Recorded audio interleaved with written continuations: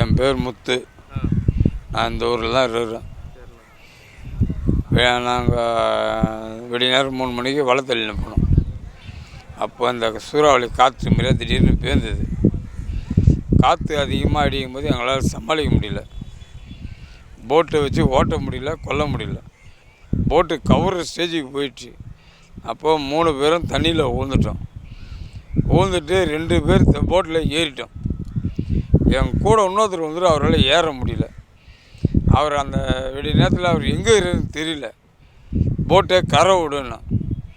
கரை விட்டு வந்த பிறகு கவுரு எடுத்துன்னு தேடணுன்னா ஒரு கருப்பு கலர் ஒரு ஜர்க்கின் மாரியாக போடும். அது மாதிரி தான் பிடிச்சி தூக்கணும். அவர் தான் அப்போவே அவர் ஸ்பாட் அவுட். அவரை தூக்கின்னு வந்து நேராக அங்கே திருவள்ளிக்கேணி நேராக வந்து போட்டை விட்டுட்டு அவரை நாங்கள் தூக்கின்னு போனோம். அதுக்கப்புறம் அங்கே இருக்கிற ஜனங்க வந்து எல்லாம் சேர்ந்து உடனே 108 வந்த பிறகு ஆள் அவுட்டு நாங்கள் ஏற்ற மாட்டோம். அப்புறம் போலீஸுக்கு ஒன்று இன்ஃபார்ம் பண்ணோம். அவங்களே தான் பண்ணாங்க. அவர் பண்ண பிறகு அவங்க வந்தாங்க, எல்லாம் பார்த்தாங்க, ஆள் அவுட்டு. அதுக்கப்புறம் ஹாஸ்பிட்டலுக்கு ஏற்றின்னு போனாங்க. எத்தனை கிலோமீட்டர் நீங்கள் வந்து பயணிச்சிங்க? அவ்வளோ கிட்ட தான், ரொம்ப லாங்கில் போகல. எத்தனை கிலோமீட்டருக்கு நீங்கள் வந்து அவரை வந்து மீட்டு கூப்பிட்டு வந்து? இந்த அலைக்கிட்டே தான்.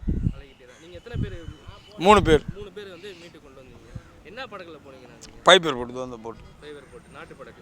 இதோ அந்த பைப்பர் போட்டு. ஓகே. இதனால் நீங்கள் அரசுக்கு என்ன சொல்ல விரும்புகிறீங்க? இல்லாட்டி ஏதாவது கோரிக்கை வைக்கிறீங்களா? நாங்கள் எந்த கோரிக்கையும் நாங்கள் வைக்கலைங்க.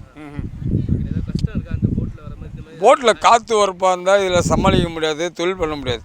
காற்று அமைதியாக இருந்தால் தொழில் பண்ணலாம், சம்பாதிக்கலாம், ரன்னிங் போவோம். அதனால் இப்போ முன்ன வந்து கட்டுமரம் இருந்தது, இப்போ கட்டுமரம் கிடையாது. இப்போ எல்லாமே சொகுசாக இந்த போட்டு தான். இதில் தொழில் பண்ணுறதுனால வந்து கொஞ்சம் உடம்பு கஷ்டம் இல்லாமல் இருக்குது.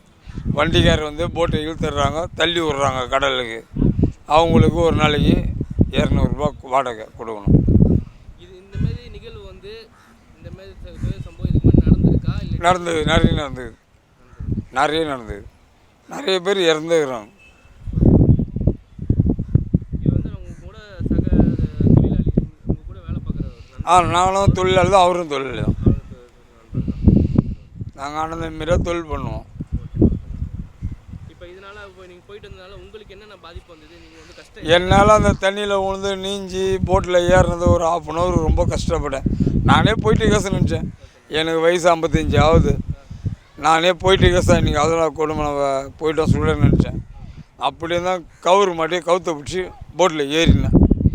அவருக்கு எதுவுமே கையில் கிடைக்கல. அவர் ரைட்டு. இப்போ நீங்கள் போகும்போது லைஃப் ஜாக்கெட் அந்த மாதிரிலாம் அதெல்லாம் போட்டுன்னு போக மாட்டோம். அதெல்லாம் அதனால் நாங்கள் போடவும் முடியும். யாருமே போட மாட்டாங்க. பிசர்மேன் ஸ்டீமர் போட்டில் வந்து இந்த பைப்பர் போட்டு கட்டுமரம் இருக்குது, யாரும் அதெல்லாம் போட மாட்டாங்க. எப்படி அவருக்கும் நீச்சல் தெரியும்? நீச்சல் என்ன ரீசன்னால அவர் வந்து அவருக்கு எதனா ஆச்சா இல்லை என்னாலும் நம்மளுக்கு தெரியாது. ஆனால் அவரும் நல்லா ஸ்விம்மிங் தெரியும், நல்லா தெரியும். நானும் ஓரளவுக்கு முடியும்.